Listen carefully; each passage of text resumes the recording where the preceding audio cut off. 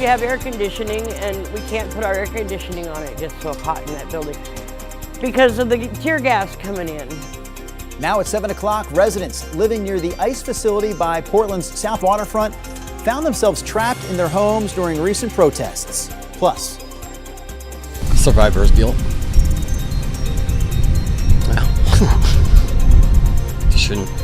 Shouldn't be here. Dozens of homes destroyed. We'll hear from those affected by the Rowena wildfire as crews begin mopping up. and coming up later this hour, how an app on your phone can help you make healthier choices at the grocery store. Sunrise, streaming live at 7 o'clock, starts right now.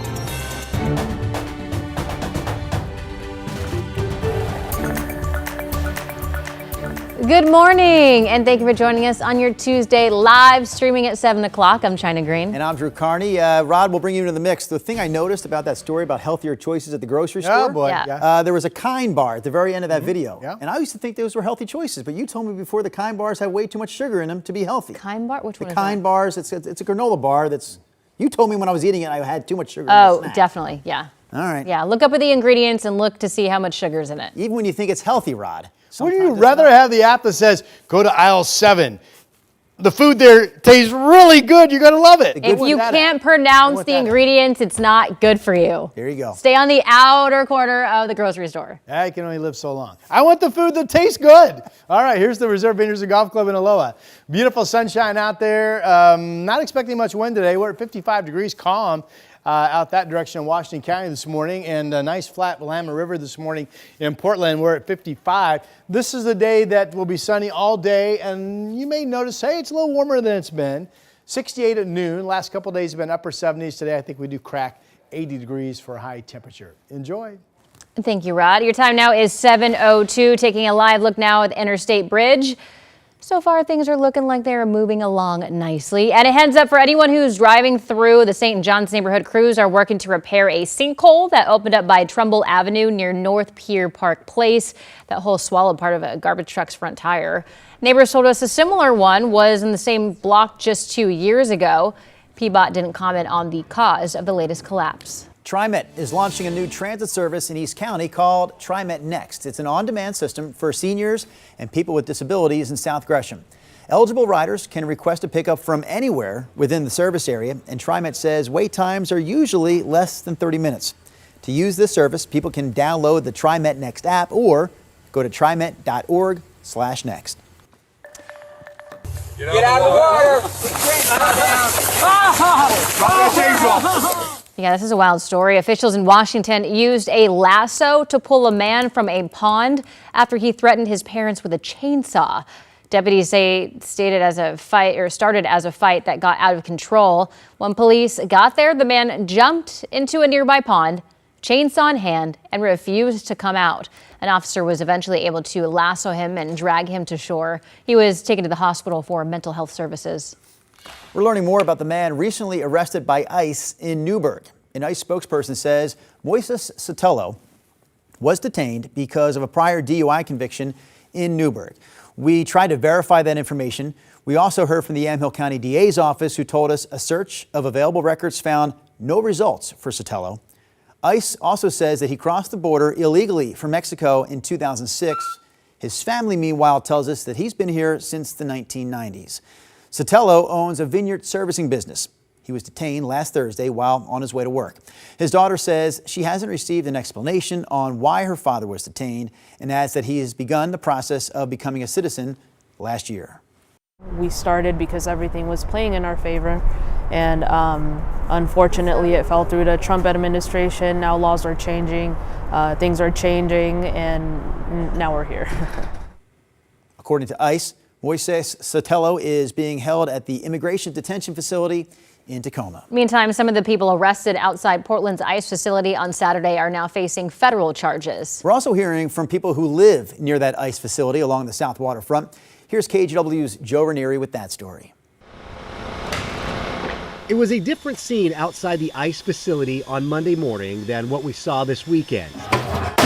Instead of sounds of flashbangs and tear gas, it was replaced by nail guns. These things happen in Portland quite a bit, I've noticed. So, Talk with residents who've been living with the protests. Very noisy, very animated, There's a lot of people, a lot of protests during the day, and then at night. It's just been constant. Like we're seeing red gases, green gases, which when we Googled that was chlorine.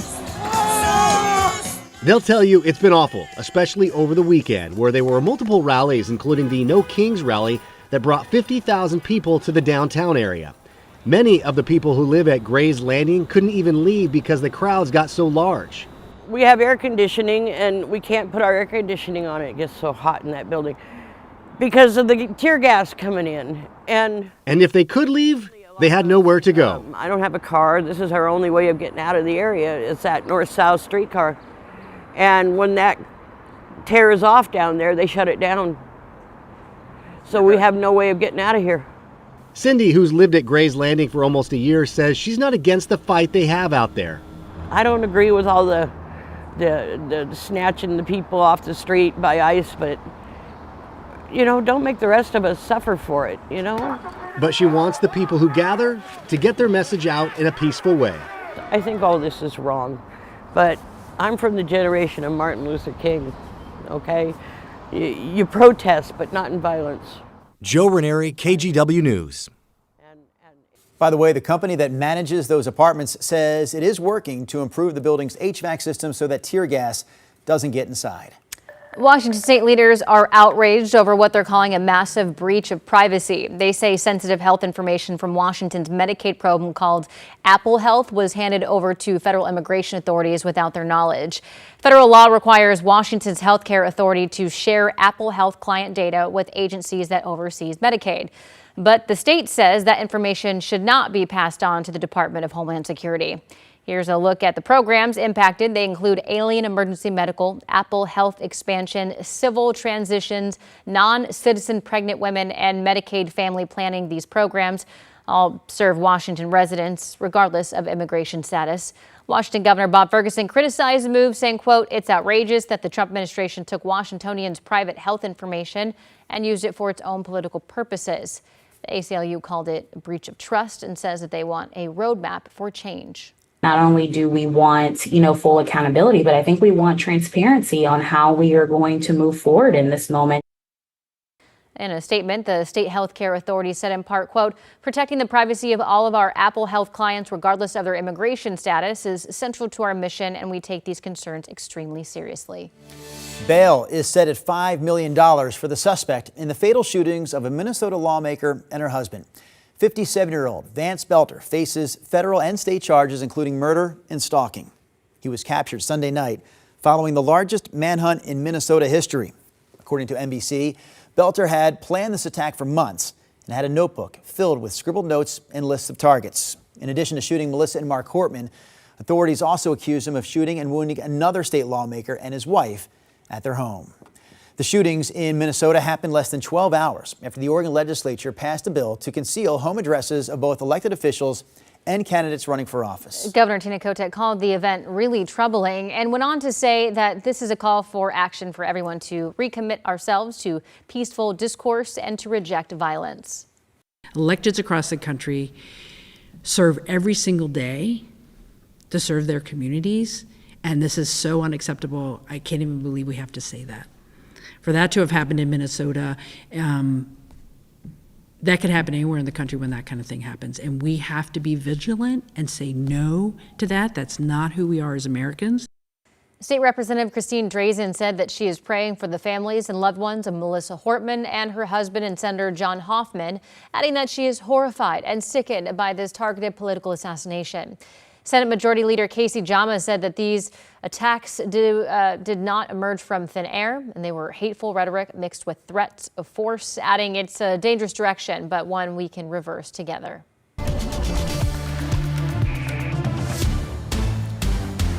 Before we get to Rodney Hill and his Tuesday forecast, a live look from the Oregon Zoo this morning. Sometimes we've got the goats hanging out there on the left-hand side of the screen in that enclosure, but no goats to be found this morning, Rod. Let's talk about your forecast, then we move right into the weather. Yeah, going to be a beautiful day to be out working, playing, strolling at the Oregon Zoo today. Enjoy. A little bit warmer than we've seen. Sunny all day. Not expecting much wind. Here's our start from our live camera down in Salem. Early morning number 51 degrees for you folks. And there's the West Hill view from the Providence Park live camera this morning in Portland. A lot of blue sky up top. 55 is the early morning number. Other temperatures, we're just now starting to see numbers bounce upward, start to rise. 47 still in Forest Grove, but now we're mostly 50 or better. Sandy's still at 46. There's Salem at 51 again. Albany at 49, but temps starting to rise up.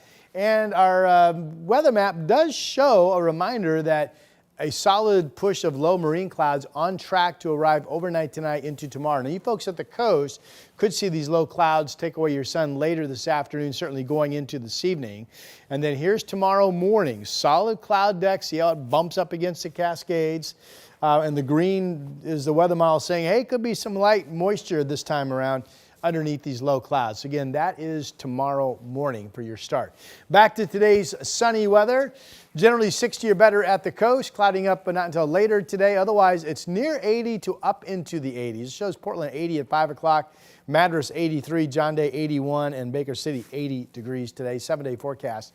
So today 80, warmest of the bunch with the sun. Tomorrow the morning clouds, maybe a touch of light moisture. Could be some early clouds on Thursday, Juneteenth, then we warm to 72. And then yes, all systems are still go for pretty good weather system, bringing developing rain on Friday, widespread rain at times Friday night, Saturday, and maybe a lingering shower on Sunday. Make sure you plan your outdoor activities around Friday and Saturday for sure. And that's your forecast. All right, quick traffic update here for you, Rod. We're going to take a look at I-5 at I-405 and Nato Parkway. Sometimes a problem spot this time of the morning, but this morning, no major slowdowns. We'll keep an eye on things for you throughout the Sunrise Show. Here's what's coming up next on Sunrise.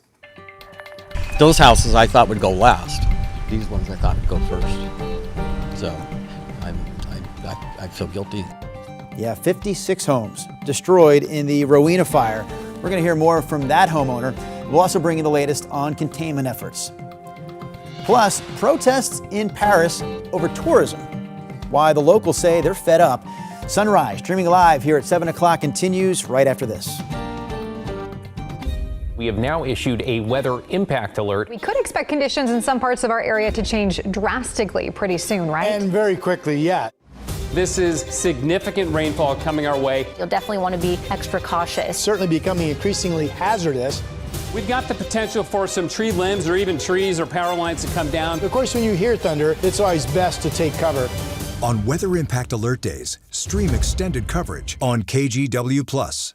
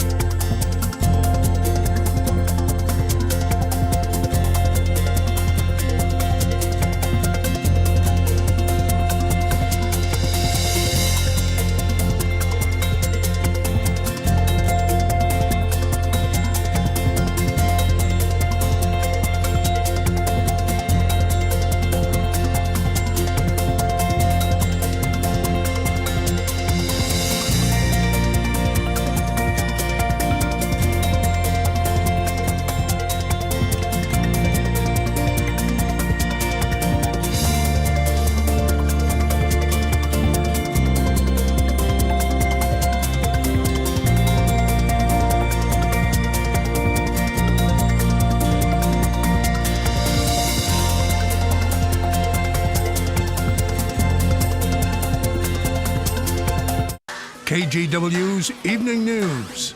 Important stories to help you stay informed and keep your family safe. Thank you for joining us. I'm Christine Pitawanich. And I'm David Molko. Weather impact alerts to help you plan your week. We need to be extra careful with anything that can throw a spark. And a team of local journalists connected to our community. David Molko, Christine Pitawanich, and Matt Zaffino. Your Evening News team, tonight on KGW.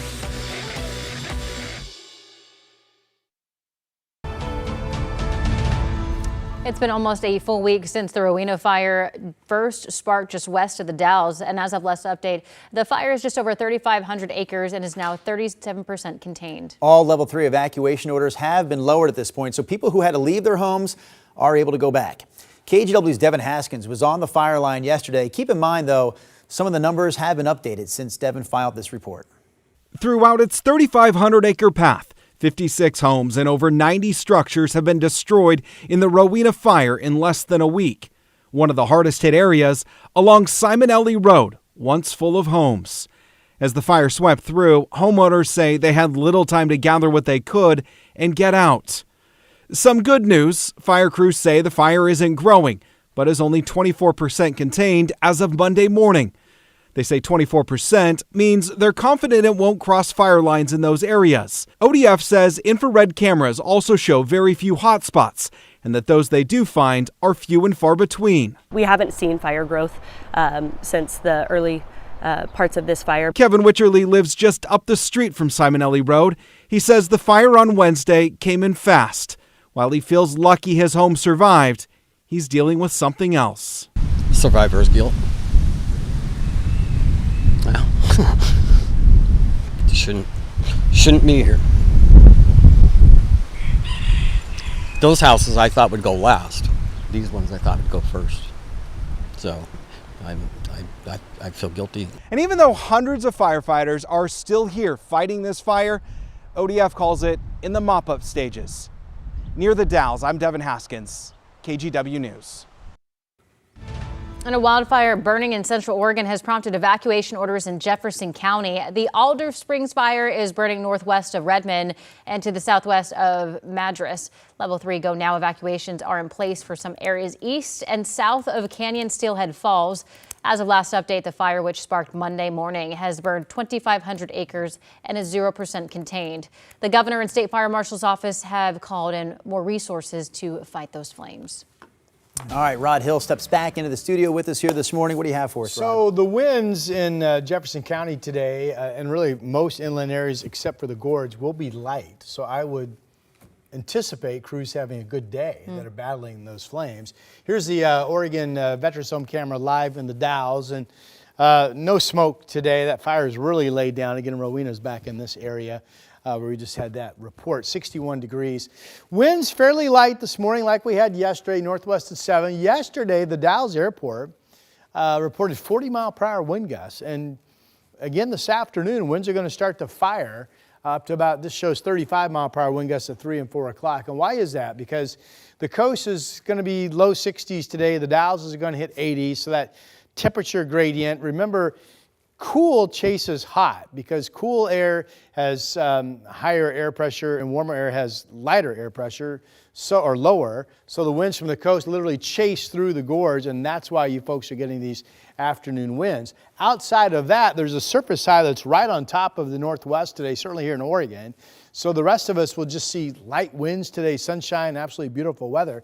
We're starting off with sun at the coast. There is a low cloud deck that's going to be encroaching later this afternoon, and going into this evening, the beach is expected to be cloudy. But right now, it's beautiful, and it will be mostly, much of today, really nice. Here's Chinook Winds Casino Resort in Lincoln City, 48, no wind. Here are the perfectly clear skies up over the Cascades. This is at 1,500 feet.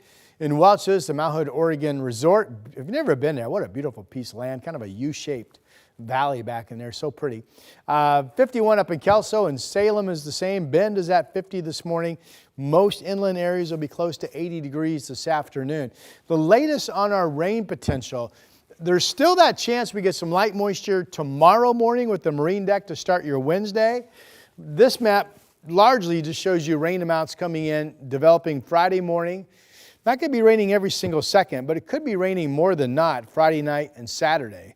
So weather models are really starting to love this. Look at the 69 100s in Portland, 73 100s in Kelso, over an inch in Tillamook. So if you look at this and you think the numbers are often too high, we have a solid chance to get a half of an inch of rain over the 2-day period. We'll see what we end up with, but that could be the best soak of the month and maybe the best soak that we see for quite some time. I know it's a bummer when you have these wet days this time of the year on a day that you have outdoor plans, but if you look at the climate, so June we need some rain. You've only had 18 100ths of an inch. And keep in mind, July and August upcoming, typically the driest months of the year, both only averaging a half of an inch, both capable of only getting a trace.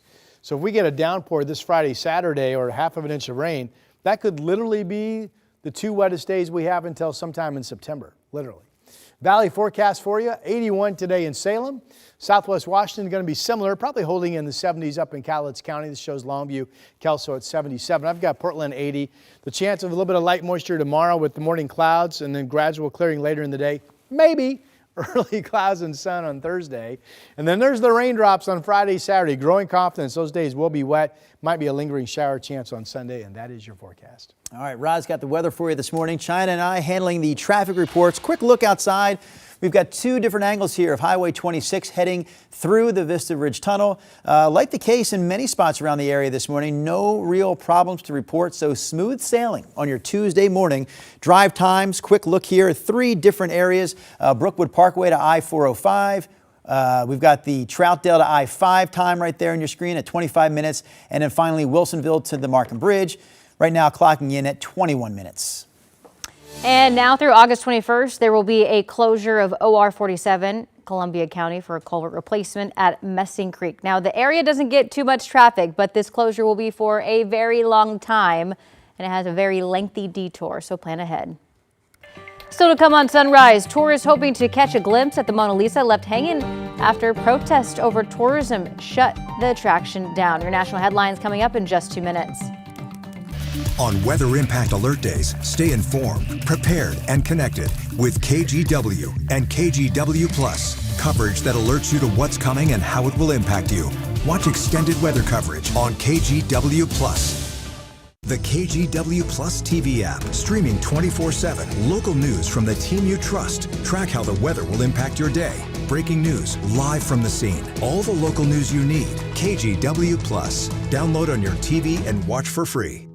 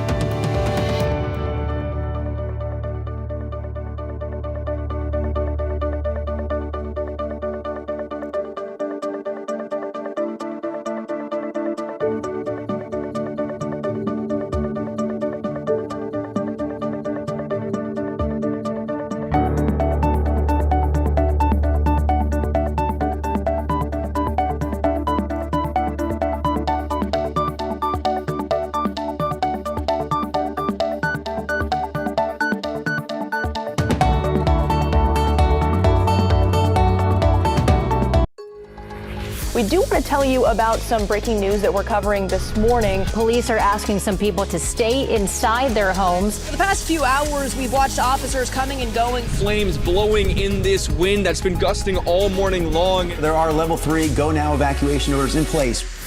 New information that we just got from Portland police. There is no danger to the public. We'll keep you updated as we learn more. Stream extended coverage right here on KGW Plus. Here's a look at some national and world headlines with your morning rush. A government TV employee was killed during an Israeli strike on a building used by Iran's national broadcasting service. The attack hit a building in Tehran. You see some of the video right here. This building is used by the Islamic Republic of Iran news network. Before the news of this death, Iran state media reported that at least 224 people have been killed since Israel started bombing Iran on Friday. Meanwhile, retaliatory strikes have killed at least 24 people in Israel. 2 court officers were stabbed at the Manhattan Criminal Courthouse Monday. This security video shows the attack on the 2 officers. There was a 3rd court officer who was also hurt when the suspect allegedly threw him into a barrier as he ran into the lobby. All 3 officers are expected to be okay. Police were able to take the suspect into custody. President Trump back in Washington, D.C. this morning after leaving the G7 summit early to deal with the conflict in the Middle East. He requested that the National Security Council be ready for a meeting when he got to the White House. The president also posted on his Truth Social platform urging residents in Tehran to, quote, immediately evacuate the city. Finally, here, a juror in the Sean Diddy Combs sex trafficking trial was dismissed from his duties after giving inconsistent answers about where he lives. He's replaced by a 57-year-old from the alternate pool of jurors. And there could be an issue with another juror in this case over conversations he may have had with a colleague. That juror was questioned by the judge last Friday and had to hand over his phone. And that's a look at your morning rush. Visitors hoping to catch a glimpse of the Mona Lisa were left waiting outside after protests shut down the popular tourist attraction. It's just the latest form of protest across European cities over the influx of tourists. NBC's Holly Hunter has the details. The most visited museum in the world failing to open due to a spontaneous strike by the Louvre staff, warning that the home of the Mona Lisa is buckling under the weight of mass tourism, leaving hot, sweaty tourists with tickets in hand waiting outside. It comes just a day after coordinated anti-tourist protests swept across a dozen European cities. As tourists in Barcelona sat down to enjoy tapas or a cold beer on Sunday, they were instead hit with water guns to cool down runaway tourism. We need responsible tourism, not mass tourism, this protester says. American tourist Bill Dorozensky was sprayed with a water gun too. I think if tourism goes away, then there's a lot of money that comes with it.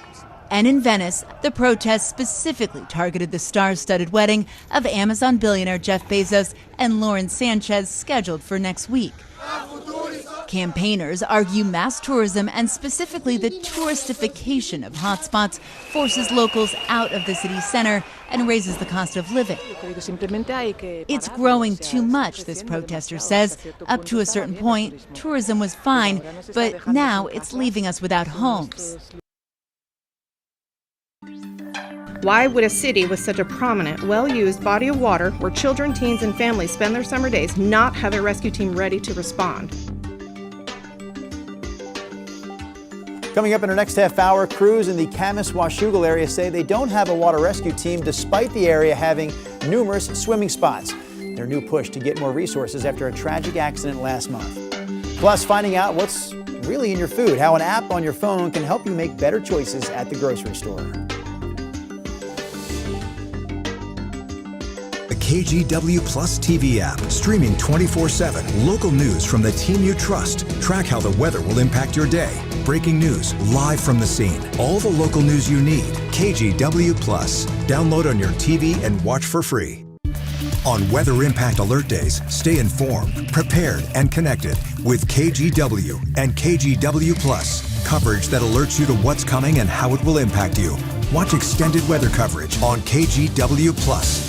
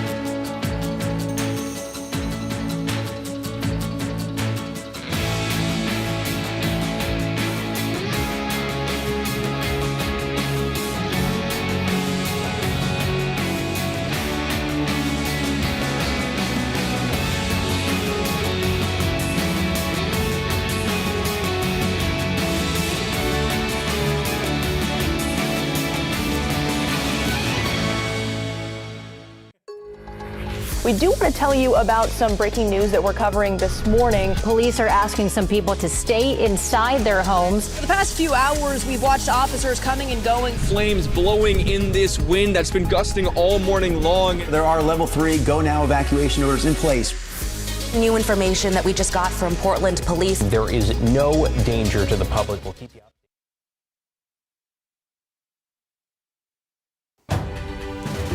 Sun is up, but you don't need me to tell you it's going to be a beautiful day. I will tell you that it's going to stay this way all day today. The only thing we're watching is a push of low clouds offshore, expected to start moving inland along the beaches later this afternoon. Right now the coast is sunny and all inland areas are beautiful. Here's our state capital down in Salem, 51 degrees. Portland, just a beautiful day. We have light winds. Should be light winds statewide today, except for the gorge where westerlies will pick up and become gusty this afternoon. The Rose City at 55. Here's the afternoon temperature map. This is the day that generally will be, most of us, a little bit warmer than the last couple of days. Salem, it could hit 80. This shows you 79 at 5 o'clock. It does show Portland 80. The Dow's 82.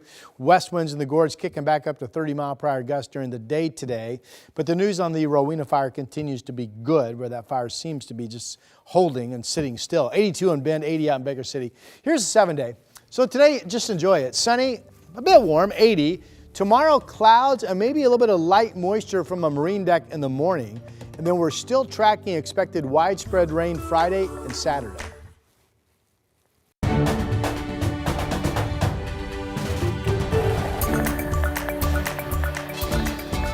Damn, that is an alligator. Yep. Another alligator story this morning, but this time it's not from Florida, it's from Virginia at a hotel. Oh boy. Yeah, it was spotted outside the hotel overnight Monday. It turns out it's just someone's pet. Of course. Carl, maybe is the name. Body cam video shows police talking to the owner of the estimated 6-foot-long reptile. According to police, the owner says he was taking his gator for a walk to the zoo. What? Yeah, by the way, in the state of Virginia, owning an exotic reptile is a misdemeanor. It's unclear if the gator's owner will face any charges. So he's breaking the law by taking that pet of his to the zoo for a little walk. I will say good name though for an alligator, Carl. I made that up. Yes. Oh, did you? Yeah. Well, that's a good name. I like it. Carl. Thank you so much. So talented, this one is. So talented, Yeah. and she can add naming reptiles to her list of talents. Yes, there yes, you I go. can. What Thank do you. what do you call that one over there? Bob. It looks like a bob. Hey, Bob, what do you got for weather? Okay, here we go. The Reserve Painters and Golf Club camera out in Aloha. This is an easy weather day. We're just talking light winds, sunny skies, beautiful weather, warming up to about 80 this afternoon. We are warming up now, of course, at 7:30 in the morning. Temperature up to 55 in Portland. Here's your day planner. I've got a 68 degrees at noon. We've been upper 70s the last couple of days. We'll get up to about 80 degrees at 5 p.m. That is your forecast. You called it an easy weather morning. It's also been an easy traffic morning. Here's a look. Things starting to slow down a little bit on the upper deck of the Markham Bridge. This is heading northbound on I-5.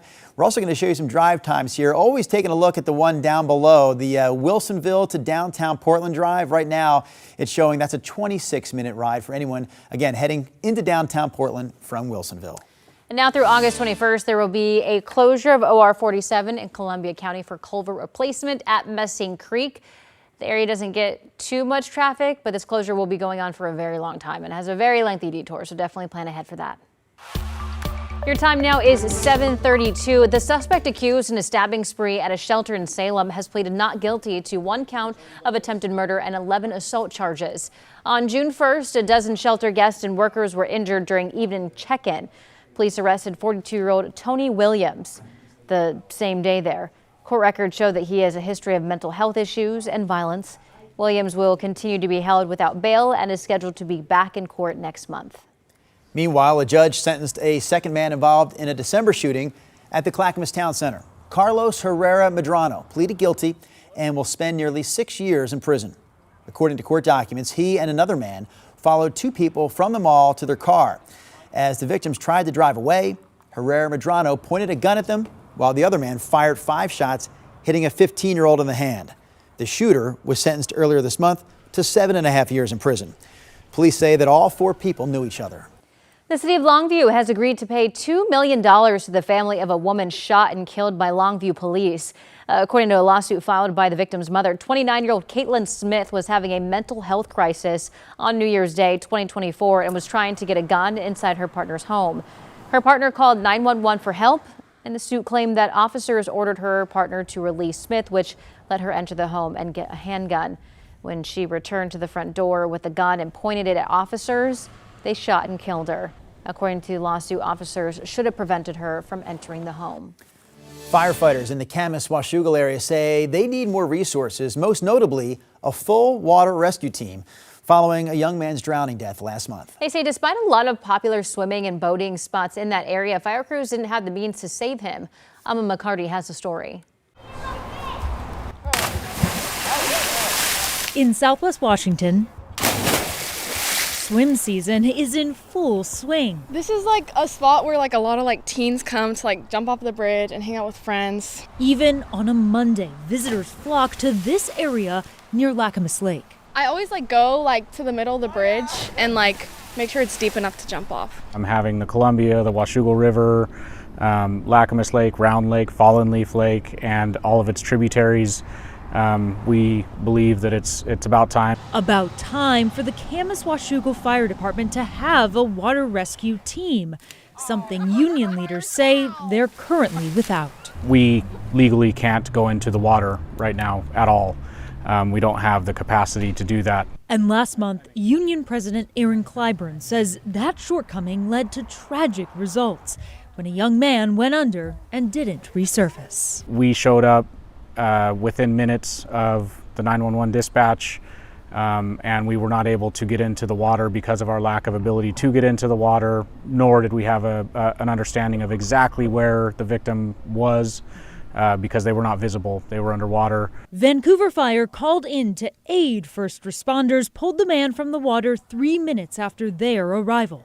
But it was too late. I mean, it's a traumatic experience for everybody. You know, the family of the victim, the members who had to stand on shore and couldn't do anything. Now, as the weather warms, firefighters bring their concerns to Camas City Council, proposing long and short-term solutions. Why would a city with such a prominent, well-used body of water where children, teens, and families spend their summer days not have a rescue team ready to respond? Local 2444 is looking to coordinate, fund, and install warning signage as well as emergency flotation devices in the immediate vicinity surrounding a frequent swim spot. With the clear long-term fix, the creation of a water rescue team complete with the proper tools and training. We understand that it's not an overnight thing. There's time, effort, and money that are going to have to go into it. Alma McCarty, KGW News. In North Portland, fire crews responded quickly and put out a large grass fire that sparked before 7 last night near a warehouse on North Columbia. Crews say the fire spread to a wooden storage shed on the warehouse property. The fire was under control within an hour. No injuries were reported and no word on the cause. A large fire erupted on a train trestle in Salem, sending thick smoke into the air that can be seen all across the capital city. Officials say the fire started near Commercial Street Southeast yesterday morning, but it was quickly knocked down. The extent of the damage still not clear, but we know no structures were impacted here besides that trestle. There's also no word yet on a cause. Portland Park Rangers are now cracking down on off-leash dogs. The revised park and rec policy means rangers no longer have to give owners an initial park warning if their dog is off-leash outside designated areas like dog parks. Now they can go straight to issuing tickets. Park officials say rangers have started implementing these new policies, and by law, dogs must be on a leash outside designated areas. If you still want to take your dog off-leash, you can visit a list of more than 30 places you can go on the city's website. All right, it is 7:37. Headed over to Rod Hill for a look at weather. Hey, this is fun. Now, you have to look carefully, but we've got a lot of skiers. Could be some boarders, I suppose, but a lot of skiers on the Palmer Snowfield at Timberline Lodge this morning. So that's kind of cool. I haven't seen that the last couple of starts. It's 43 degrees up at 6,000 feet. And by the way, with that rain that's coming in this Friday and Saturday, snow level could be down to 6,000 feet or slightly lower, meaning there could be... Well, I mean, if that's the case, there could easily be 6 inches of new snow at Timberline this coming Friday and Saturday. So that's part of that upcoming storm situation that we'll be tracking for you. Here's out in the gorge. Winds are nice and light this morning. This is Cathedral Ridge Winery in Hood River. Beautiful sunny day. The winds this afternoon, at least near to east of Hood River, will pick back up and become gusty to about 30 miles per hour from the west-northwest. Similar pattern you folks had yesterday. In the valley, though, we think the winds should be generally light throughout the day. Temperatures right now, Sandy in Oregon City still at 48, but the rest of us on this view are 50 or better. Salem and Kaiser at 51, McMinnville, Lagan at 49, but you folks will be warming up here in the coming minutes. Daphne is our KGW dog of the day today, pretty shot. Use that email, dogoftheday@kgw.com. Email your dog's photo and their name, and your dog will become our dog of the day. All right. One area that will see some change during the day today is the beach. Right now, sunny skies. Our weather modeling shows low marine clouds starting to encroach inland late this afternoon going into this evening.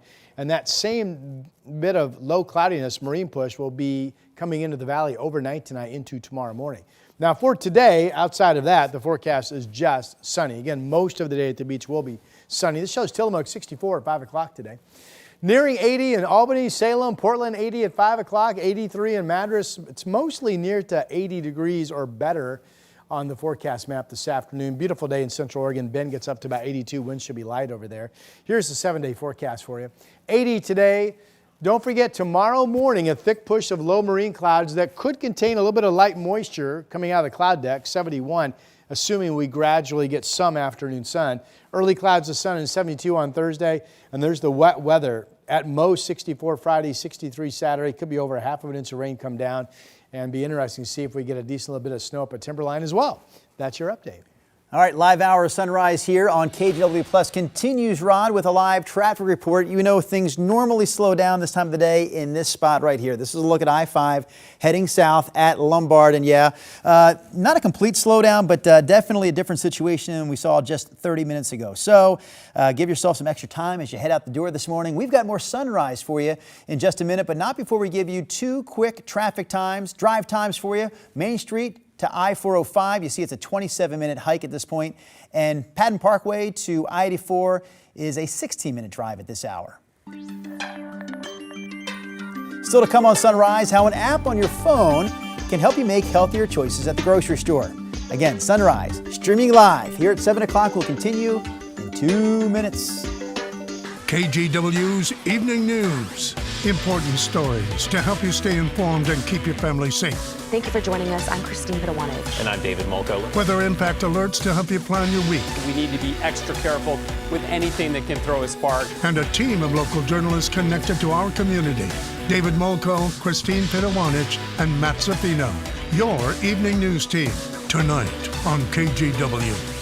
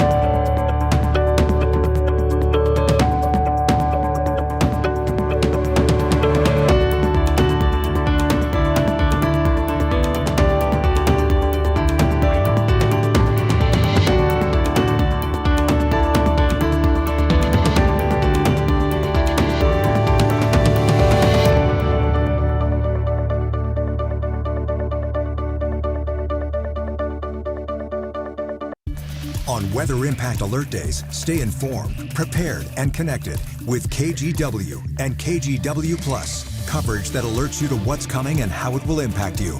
Watch extended weather coverage on KGW Plus.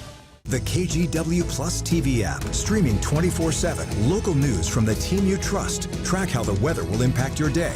Breaking news live from the scene. All the local news you need. KGW Plus. Download on your TV and watch for free. A lot of us want to know. I was just getting something out of my pocket. Getting this chapstick. All right. A lot of us want to know what is our food? How can we eat better? And now there's an app for that. Of course there is. Actually, there's a few apps for that. But how do they work? NBC's Vicki Nguyen talked to a nutritionist to find out.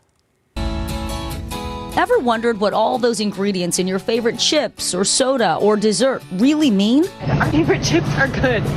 Uh-oh, I never saw 0 out of 100. This actually got a 78 out of 100. Excellent. Some consumers are scanning their way to answers, turning to apps to decode ingredients and nutritional facts. So we enlisted some help to see for ourselves. I'm here with registered dietitian Perry Klingbaum, and she's going to show me how to use these apps. You ready? Let's go. Okay. First up, Yuka, a top health and fitness app that scores foods based on nutritional quality, additives, and whether they're organic. We started with eggs. The Yuka app says 90 out of 100. It gives a green dot. Excellent. High in protein, low in calories. And we tried it on Annie's mac and cheese, which flagged 3 additives over potential health risks. Perry, do you like that the Yuka app tells people about additives? I do. It's very educational. You can go in and click and it gives you more information about what that additive is and what you might be at risk for, and you can determine if that's something that's applicable to you or not. Next up, Bobby Approved from food influencer Bobby Parrish. This app focuses on sugar, oils, and colors, as well as whether products are organic. Something it pointed out with these eggs. They're saying it should be non-GMO, organic, or ideally pasture-raised. The app approved this Kerrygold cheddar cheese. Grass-fed, pasteurized milk, salt, cheese cultures, and enzymes. 4 ingredients, so this is pretty simple. And even right here, it says 100% natural. Finally, we used Zoe, which notes nutritional quality and the amount that a food is processed. Zoe gave the eggs a high rating. This got a food score of 80. Enjoy regularly, no risk of processed foods on the Zoe app. What say you? It's analyzing the nutrition information, the additives, the protein, calories, fats, carbs, and I think that eggs are a real whole food, and that's what the app is reflecting. The Zoe app also lets you take a picture of your meal and will break down what's in it. We used it on a fish, rice, and vegetable meal. Okay, wow, it actually found the exact meal, and it says 40. Enjoy in moderation. I think these are generally healthy whole foods, and I would recommend enjoying them. We reached out to the brands we scanned and have not heard back. For some, ingredient scanning apps have been life-changing. David Ortiz started using Yuka 2 years ago after seeing it on social media. It really made me aware of and more conscious of the things that I was consuming. After lots of scanning, Ortiz says he's built healthier eating habits and is feeling better because of it. I felt more clarity and less depressed, less anxious. All of these different things started to change. While the apps can help guide consumers, critics say they can unfairly penalize certain ingredients. So dietitians recommend you eat a variety of foods, including protein, vegetables, and carbs, and enjoy treats in moderation. As a registered dietitian, what's your advice for us when we're shopping or choosing our food? So I think the apps can be a helpful tool to help you learn how to read the label, but at the end of the day, you know you, and you know what works for your body best, and I don't think the apps are a replacement for that. All right, this next story is going to require a couple of rounds of applause from China and Rod in just a moment. We're talking about 2 local restaurants that took home honors at last night's James Beard Awards. All right, how about a first round of applause for Jinju Patisserie? Yes, Jinju Patisserie in North Portland won for Outstanding Bakery. Jinju serves French and Korean baked goods. It's known for its specialty croissants and luxury chocolates. We're going to hear from one of the bakery's co-owners here who dedicated the award to the supportive community in Portland. I don't even know how much I say thank you to our community. They've been showing us amazing love, amazing support since the day one of our opening our little tiny shop. And then how about a round of applause for Timothy Wastel? Oh! Yes, Timothy Wastel of Antica Terra in Amity won Best Chef in the Northwest. Yeah, Amity with the big award last night. A total of 13 Oregon restaurants and chefs were honored this year as semifinalists of the James Beard Awards. So there you go. So hungry. What'd you guys have for dinner last? Well, you're on this special diet, so I'm not going to ask you. Drew, what'd you have for dinner last night? Big travel day yesterday. Traveled from the East Coast to here, and so my food times are all weird. The last thing I ate for real was Chick-fil-A at the Minneapolis airport. And I don't know what time of the day that was, but that was my last Did you have the waffle real meal. fries with it? I had the waffle fries with the chicken sandwich. Yeah. The pickles. A little dipping sauce. China's on a crazy, unnecessary diet for a fitness. Can I say that for a fitness competition? And she's not eating like regular humans. Hasn't, in fact, for months now. Yeah. So my dinner was egg whites and asparagus. Oh, boy. I like asparagus. I gotta have some yellow in my eggs, man. Yes. No yellow. I do not discriminate against the yellow in my eggs. I don't either. I had barbecue chicken, lima beans, and baked potatoes. Lima Fantastic. beans. Did you cook it yourself? Yes. Was it edible? Oh, yeah. No, he's good. I'm a good barbecuer. Pretty good. I mean, the lima beans were frozen. You know, I warmed them up on the stove. Well, I just know that you have this like amazing mother-in-law who just Grandma Kim. Yeah, she made curry. Like vegetarian curry, kind of a Korean twist to it the other night. Always really good. Yeah. You know, I'm all about the small talk, but this is going on for quite a while now. We could talk about food Drew's forever. been back for one day and he's already bored with us. Here's a look at our satellite radar. We've got low cloud deck offshore. I point that out because it's going to move inland perhaps late afternoon, evening along the coast, and then come inland to the valley overnight into tomorrow morning. But for the day today, though, just lovely weather, really. Gusty winds setting up this afternoon in the gorge. Rest of us will see light winds. Here's the barn shot, I call it, from the Chehalem Tasting Room in Sherwood, 54 degrees. Vineyards looking really beautiful this time of the year. Here's the Rose City camera, just beautiful sunshine, 55 out the door. No travel-related issues weather-wise. It's just sunny and dry, all locations. Eugene, good morning, Ducks. 50 degrees your temperature. It's 59 out in Pendleton this afternoon. This is that marine push I told you about. Here we are at 10 o'clock this morning. And then late afternoon, early evening, starting to come inland. And now watch it come inland tomorrow morning. And see the green, that's the weather model saying definitely some light moisture falling out of the low clouds tomorrow morning along the coast. And in my mind, about a 50-50 shot that we get at least some patchy light moisture out of the low cloud deck tomorrow morning here in the valley. We'll see how that plays out, and then we'll look for some gradual clearing during the day, which is always a bit of a guessing game. This reminds you, these hefty rain totals, look at them, yeah. This is that upper level low still on track to come in Friday and Saturday. So could be dry early Friday morning, but rain's expected to develop during the day Friday morning. And then rain at times throughout, overnight, rain at times Saturday, raining more than not Friday overnight and Saturday. If all that comes true, we could get a half of an inch of rain or more up and down I-5, which is what this shows, and maybe even approach an inch of rain along parts of the coast. So, yeah, plan your week accordingly. But Friday looks wet, Saturday looks wet. And a reminder, Chris McGinnis put this together, that, you know, once we get out of June, I mean, June, we haven't had much rain yet. We need some, only 18/100ths of an inch. Remember, May was dry too. And then July and August, averaging a half of an inch each, but it's not uncommon that we get far less than that. So any soaking rainfall we get this time of the year could literally be the last for weeks and weeks. So we'll see what we can pick up Friday and Saturday. Beautiful day today, though. Hope you can get outside and enjoy. Generally light winds in the valley, 81 degrees in Salem. Southwest Washington showing battleground at 79 degrees. I've got the gorge with the afternoon winds kicking back up 15 to 30 miles per hour. Hood River hits 80 degrees today, and our 7-day forecast, 80 today. The morning clouds, some light rain potentially. Maybe we hit 70. It would depend on clearing patterns tomorrow, and then early clouds of sun and low 70s on Thursday. There's the rainy 60-degree temperatures on Friday and Saturday, and a lingering shower chance on Sunday. It is birthday time. All right, who's celebrating today? Turning 2 is Soma. Happy birthday to today. All right. Jasper's 8 in Lincoln City. Happy birthday to you. We have Max, who is 10 up in Ridgefield. Happy birthday today. Hope you have a great day. And Kellen is 17 today. Happy birthday to you. Birthday's at KGW.com, and we will celebrate with you. All right, let's talk traffic on this Tuesday morning. Oh, yeah, we've been waiting for this all morning. The slowdown has arrived. Oh, boy. Really smooth sailing in the 5 and 6 o'clock hours, but this is a live look now in the 7 o'clock hour at I-5 northbound at McAdam. We will keep an eye on this as we move into the further reaches of the 7 o'clock hour. We've got 8 more minutes for you coming your way, so stay tuned right here for more weather and traffic. Meanwhile, the Port of Seattle says it believes that the man who told a flight attendant about a bomb on board an Alaska Airlines flight didn't actually mean any harm. But still, the remark forced the entire plane to evacuate and cause other flight delays at SeaTac. Christian Balderas with our sister station in Seattle has more. This video shows Port of Seattle police removing a passenger from the Alaska Airlines flight on Saturday and taking him into custody. This is minutes after he allegedly mentioned a bomb to a flight attendant. The plane was taxiing the runway at the time. All 68 passengers heading to Walla Walla had to evacuate to undergo security screenings. The plane was moved to a remote runway.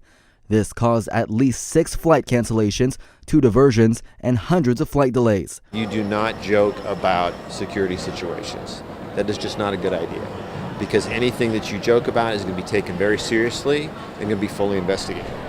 A spokesperson for the airport says charges are pending an investigation. The subject was arrested, but after being in custody was actually referred to a local hospital for a mental evaluation. The scare comes 3 weeks after a federal judge sentenced a man for a bomb threat on a different Alaska Airlines flight heading from Atlanta to Seattle in 2023. The passenger handed a note to a flight attendant writing, quote, "There is a bomb on the plane. This is not a joke." That threat ended up being a hoax. The passenger was sentenced to 2 years in prison and close to $80,000 in restitution to Alaska Airlines and the airport. A spokesperson for Port of Seattle says that bomb threats are rare, but did mention that in the past year there have been a handful of times when someone had mentioned a bomb. What makes this most recent incident stand out is that it happened on a plane, while the other examples happened in the airport. The KGW Plus TV app, streaming 24/7. Local news from the team you trust. Track how the weather will impact your day. Breaking news live from the scene. All the local news you need. KGW Plus. Download on your TV and watch for free.